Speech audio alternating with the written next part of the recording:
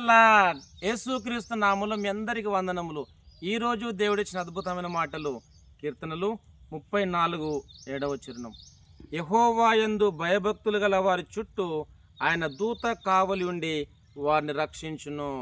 ఆమేన్. క్రీస్తునందు ప్రేమైన సహోదరి సహోదరులకు ఈరోజు దేవుడిచ్చిన అద్భుతమైన మాటలను బట్టి మనము దేవుని స్తుతించాలి.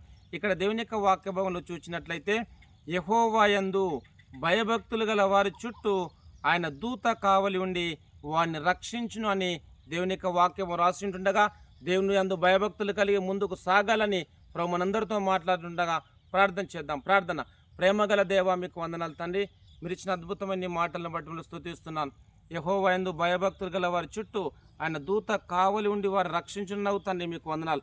ఈ ప్రోగ్రాం చూస్తూ ముందుకు సాగుతున్న ప్రతి ఒక్కరికి ప్రభు నీ దూత కావలి ఉంచి భద్రపరచుమని, కాపాడుమని, నీ కృప తోడుగుంచుమని యేసుక్రీస్తు నామములో ప్రార్థిస్తున్నాను తండ్రి. ఆమేన్. Thank you.